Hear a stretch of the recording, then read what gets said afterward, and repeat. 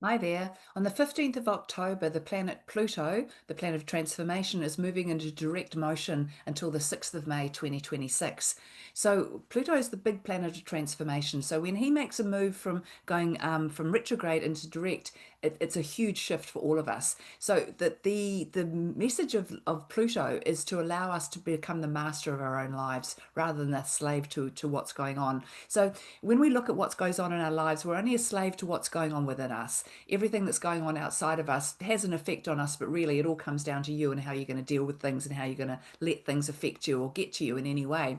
So, Pluto being the planet of transformation, what he's asking us to do is always to transform that part of ourselves that we don't like, that part of ourselves that we like to ignore or sweep under the carpet or like to pretend it's absolutely fine when we actually know it's a little bit dysfunctional, there's something wrong with it. And we all have it. And it can be anything from a relationship to an attitude to a place that you live to whatever it is. But it's something that's going on consistently in your life that you are tending to ignore, but you know at the same time that it's not good for you. Now, Pluto works in very kind of ruthless way, really, being Hades, the ruler of the underworld.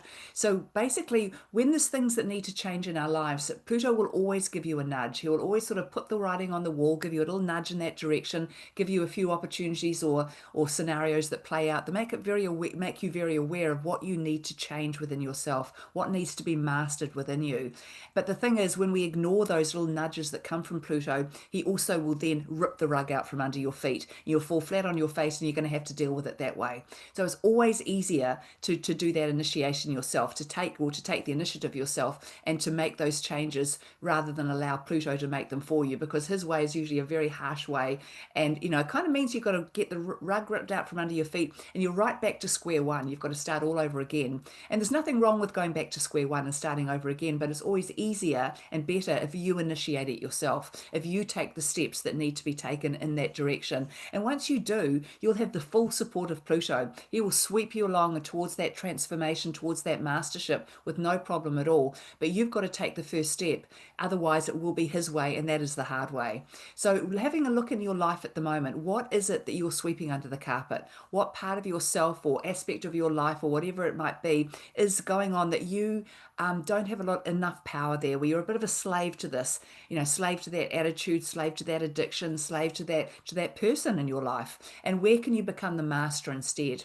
So often we see Pluto is the planet of death. He sort of kills things to bring them back to life or to start new life. It doesn't need to be that harsh, but it does need to be almost that cut and dried in the sense that things need to end for new things to begin.